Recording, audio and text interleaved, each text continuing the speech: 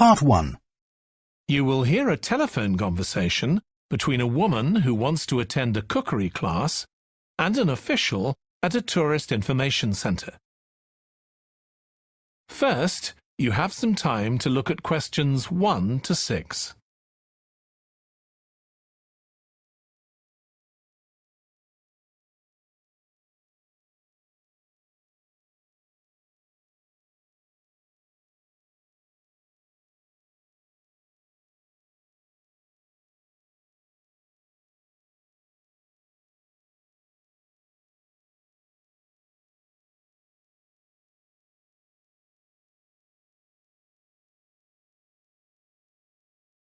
Now we shall begin. You should answer the questions as you listen because you will not hear the recording a second time. Listen carefully and answer questions 1 to 6. Hello, Tourist Information Centre. Mike speaking. How can I help you? Oh, hi. I wanted to find out about cookery classes. I believe there are some one-day classes for tourists. Well, they're open to everyone, but tourists are always welcome. OK, let me give you some details of what's available. There are several classes. One very popular one is at the food studio. OK. They focus on seasonal products, and as well as teaching you how to cook them, they also show you how to choose them.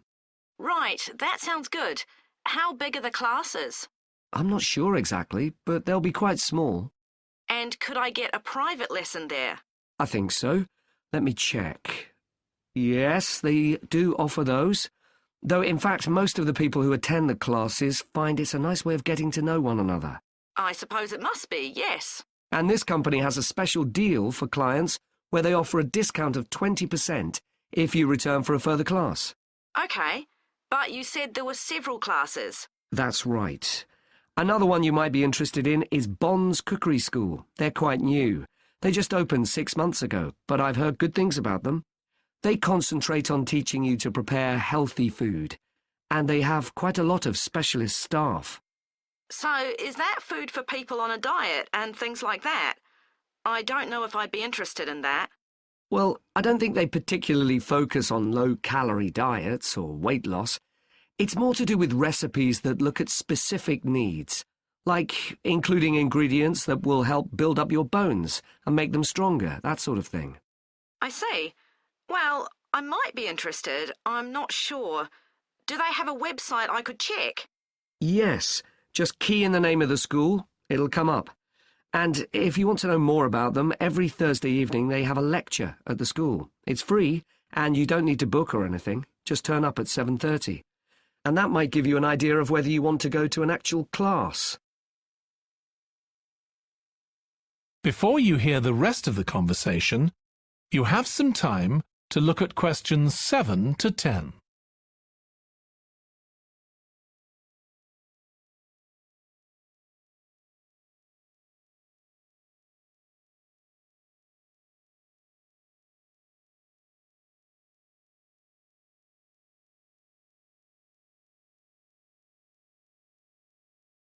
Now listen and answer questions 7 to 10. OK, there's one more place you might be interested in. That's got a rather strange name. It's called the Aretsa Centre. That's spelled A-R-R-E-T-S-A. OK. They've got a very good reputation. They do a bit of meat and fish cookery, but they mostly specialise in vegetarian dishes. Right. That's certainly an area I'd like to learn more about. I've got lots of friends who don't eat meat. In fact, I think I might have seen that school today. Is it just by the market? That's right. So they don't have any problem getting their ingredients. They're right next door. And they also offer a special 2-hour course in how to use a knife. They cover all the different skills, buying them, sharpening, chopping techniques. It gets booked up quickly, though, so you'd need to check it was available. Right. Well, thank you very much. I'll go and check that out. That is the end of Part 1. You now have half a minute to check your answers to Part 1.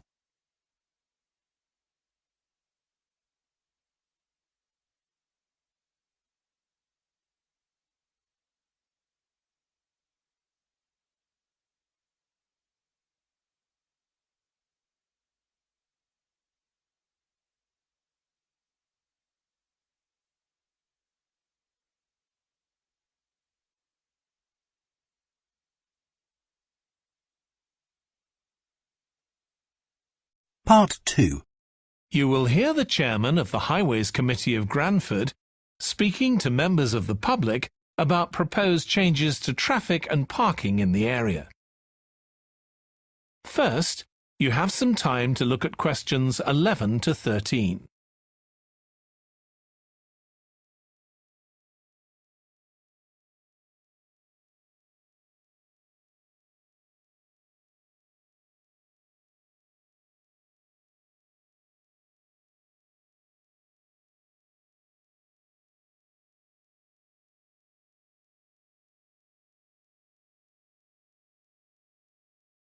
Now listen carefully and answer questions 11 to 13. Good evening, everyone. My name's Phil Sutton, and I'm chairman of the Highways Committee. We've called this meeting to inform members of the public about the new regulations for traffic and parking we're proposing for Granford. I'll start by summarising these changes before we open the meeting to questions.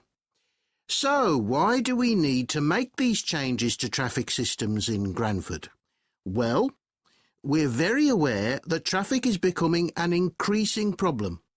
It's been especially noticeable with the increase in heavy traffic while they've been building the new hospital. But it's the overall rise in the volume of traffic of all kinds that's concerning us. To date, there's not been any increase in traffic accidents, but that's not something we want to see happen, obviously. We recently carried out a survey of local residents, and their responses were interesting. People were very concerned about the lack of visibility on some roads due to cars parked along the sides of the roads. We'd expected complaints about the congestion near the school when parents are dropping off their children or picking them up. But this wasn't top of the list, and nor were noise and fumes from trucks and lorries, though they were mentioned by some people. We think these new traffic regulations would make a lot of difference, but we still have a long way to go. We've managed to keep our proposals within budget, so they can be covered by the council. But of course it's no good introducing new regulations if we don't have a way of making sure that everyone obeys them. And that's an area we're still working on with the help of representatives from the police force. Before you hear the rest of the talk, you have some time to look at questions 14 to 20.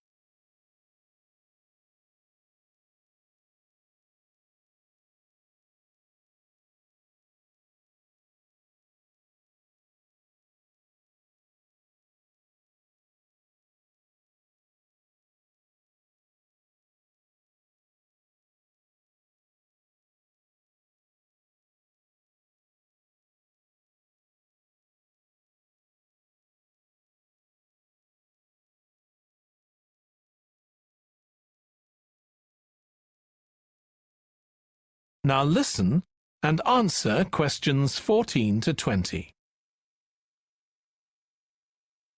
OK, so this slide shows a map of the central area of Granford with the High Street in the middle and School Road on the right. Now, we already have a set of traffic lights in the High Street at the junction with Station Road, but we're planning to have another set at the other end at the School Road junction to regulate the flow of traffic along the High Street.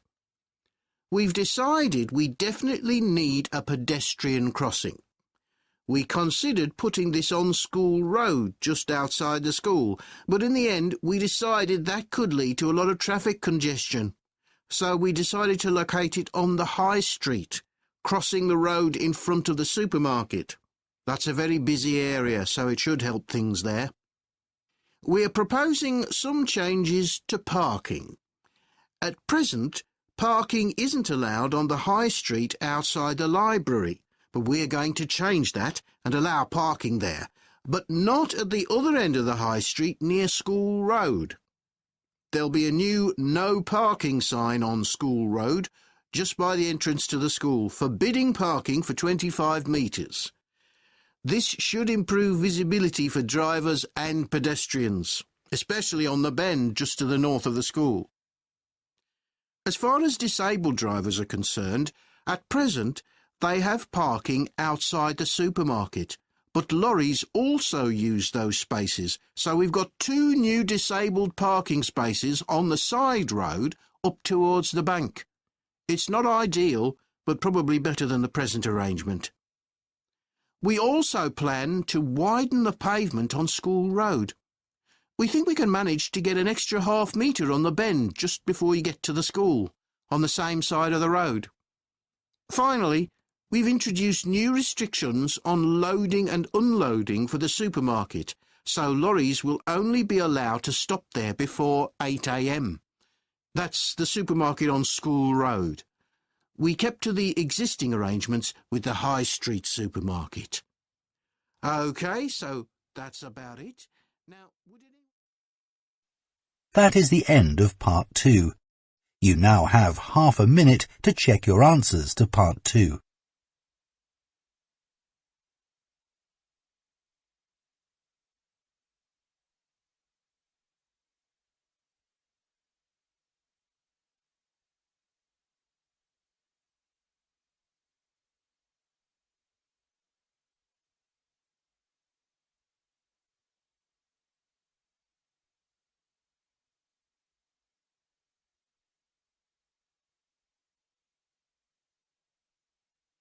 Part 3.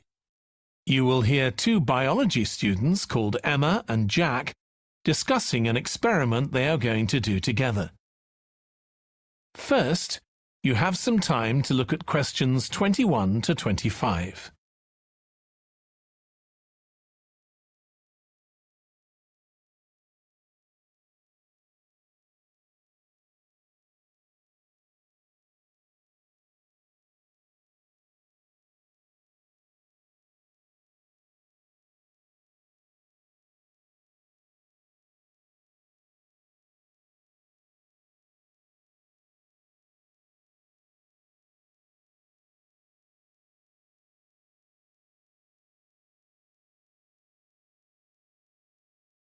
Now listen carefully and answer questions 21 to 25.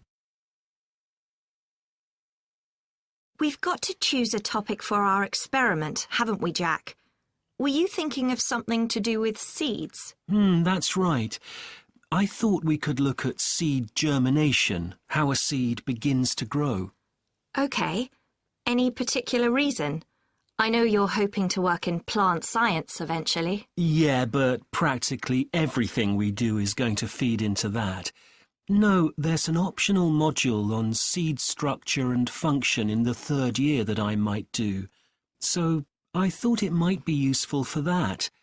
If I choose that option, I don't have to do a dissertation module. Good idea. Well, I thought for this experiment we could look at the relationship between seed size and the way the seeds are planted. So we could plant different sized seeds in different ways and see which grow best. OK. We'd need to allow time for the seeds to come up. That should be fine if we start now. A lot of the other possible experiments need quite a bit longer. So that'd make it a good one to choose. And I don't suppose it'd need much equipment. We're not doing chemical analysis or anything. Though that's not really an issue. We've got plenty of equipment in the laboratory. Yeah, we need to have a word with the tutor if we're going to go ahead with it, though. I'm sure our aim's OK. It's not very ambitious, but the assignment's only 10% of our final mark, isn't it? But we need to be sure we're the only ones doing it. Yeah, it's only 5% actually, but it'd be a bit boring if everyone was doing it. Did you read that book on seed germination on our reading list? The one by Graves? I looked through it for my last experiment, though it wasn't all that relevant there. It would be for this experiment, though. I found it quite hard to follow. Lots about the theory, which I hadn't expected. Yes, I'd been hoping for something more practical. It does include references to the recent findings on genetically modified seeds, though. Yes, that was interesting. I read an article about seed germination by Lee Hall. About seeds that lie in the ground for ages and only germinate after a fire. That's the one. I knew a bit about it already, but not about this research. His analysis of figures comparing the times of the fires and the proportion of seeds that germinated was done in a lot of detail. Very impressive. Was that the article with the illustrations of early stages of plant development? They were very clear. I think those diagrams were in another article. Before you hear the rest of the discussion, you have some time to look at questions 26 to 30.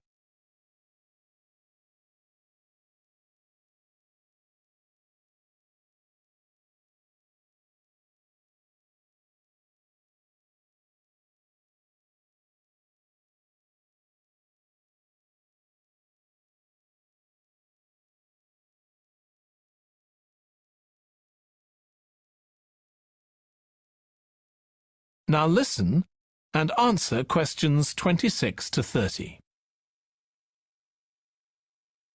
Anyway, shall we have a look at the procedure for our experiment? We'll need to get going with it quite soon. Right. So the first thing we have to do is find our seeds. I think vegetable seeds would be best, and obviously they mustn't all be the same size. So how many sorts do we need?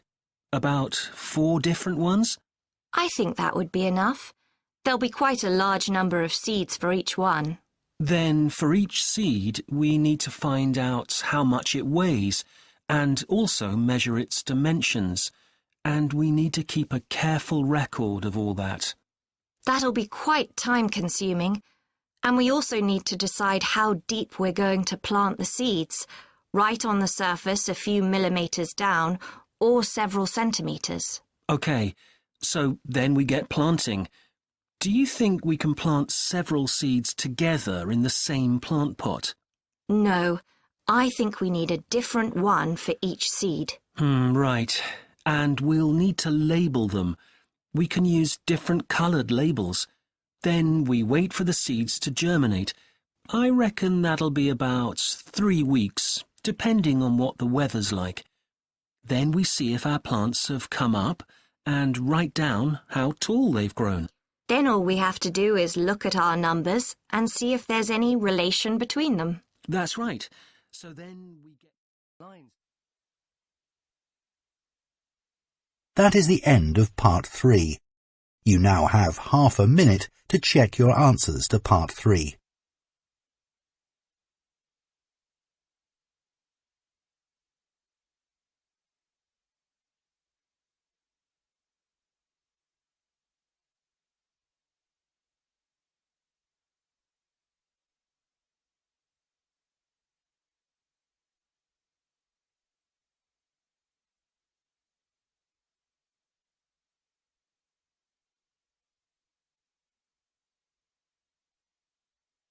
Part 4. You will hear part of a lecture on an environmental studies course about recent research on how animals are adapting to urban environments. First, you have some time to look at questions 31 to 40.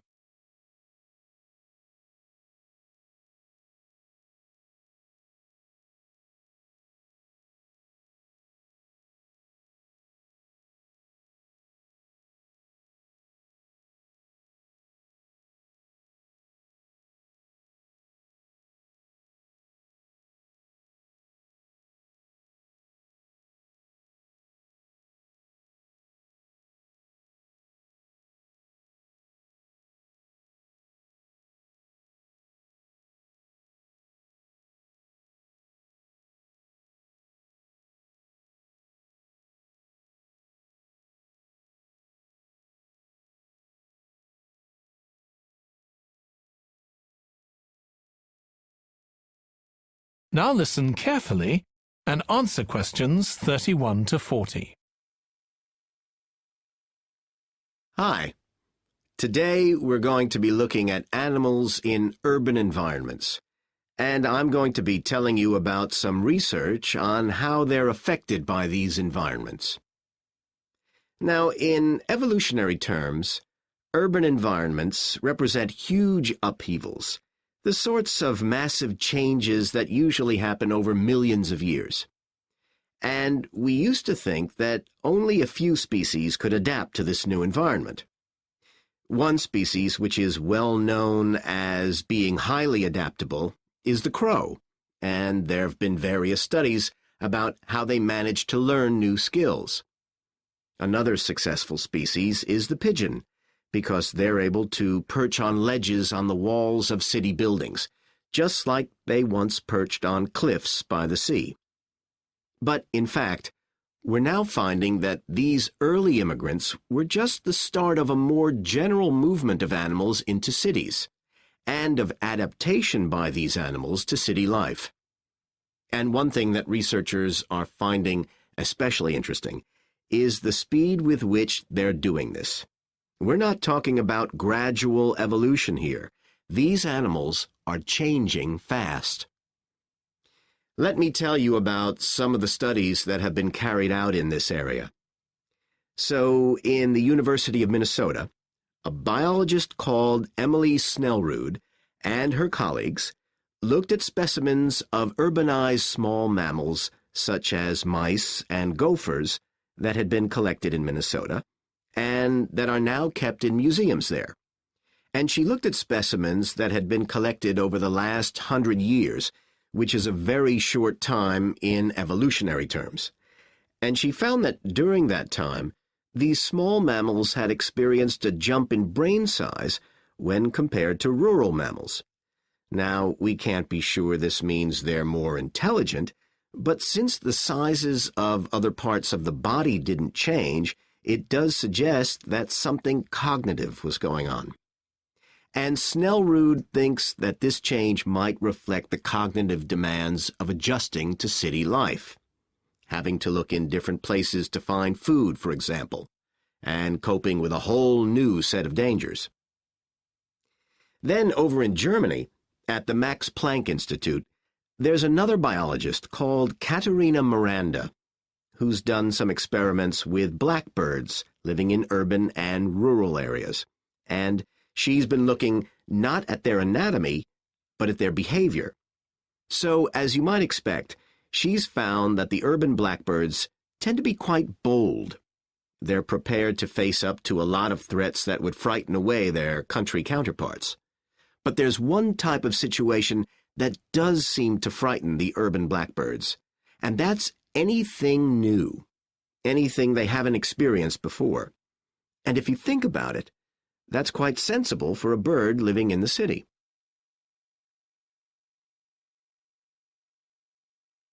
Jonathan Atwell, in Indiana University, is looking at how a range of animals respond to urban environments. He's found that when they're under stress, their endocrine systems react by reducing the amount of hormones such as corticosterone into their blood. It's a sensible-seeming adaptation. A rat that gets scared every time a subway train rolls past won't be very successful. There's just one more study I'd like to mention, which is by Sarah Parton and her team. And they've been looking at how squirrels communicate in an urban environment, and they've found that a routine part of their communication is carried out by waving their tails.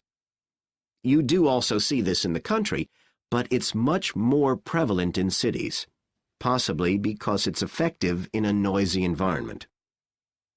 So, what are the long-term implications of this? One possibility is that we may see completely new species developing in cities. But on the other hand, it's possible that not all of these adaptations will be permanent. Once the animals got accustomed to its new environment, it may no longer need the features it's developed. So now we've had a look at adaptation. That is the end of part 4. You now have half a minute to check your answers.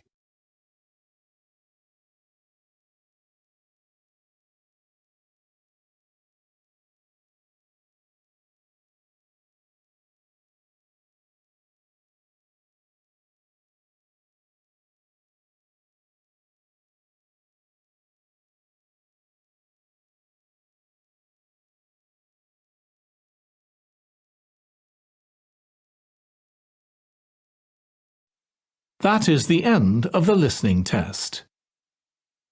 In the IELTS test, you would now have 10 minutes to transfer your answers to the answer sheet.